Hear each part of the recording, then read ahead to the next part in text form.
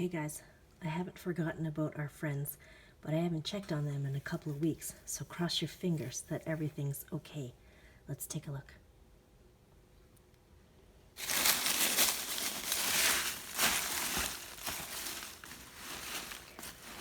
It's still fairly damp, which is good.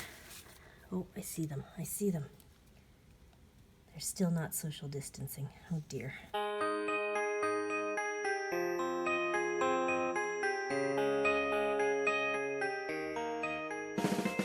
Good morning, room 14. Today is Wednesday, May the 6th. Today we're going back to language arts and I'm going to release 2 assignments. Under novel study, you'll find that I've released chapter 10 of Frindle. Remember that you will have to listen very carefully to see if you can hear the answers for the comprehension questions. You are allowed to rewind at any point in the recording to hear that portion of the chapter again. The other assignment I'm releasing today is the start of our friendly letter to Mrs. Dickinson. This will be a great real-world example of writing a friendly letter to someone. I've filmed a video tutorial to show you exactly what should be in the letter to Mrs. Dickinson. Please watch that before you start the assignment. I'm hoping to get these to her before her last day on May the 15th, so if you could start it sooner rather than later, hand it in and we'll slowly start making revisions so that she can get the letter by the end of next week. I'm still waiting to see some of you face-to-face in one of our Google Meets this week. Please check School Zone for the information in order to log in. Remember that I am always available in a Google Meet at 9 a.m. or 1 p.m.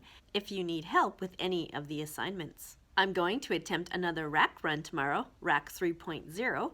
Thank you to all those students who have made corrections on the previous 2 rack problems. And as always, room 14, once you're finished with your computers, find Plug and Park. So James, I can tell you that it smells very earthy in here. Not rotten at all, just very earthy.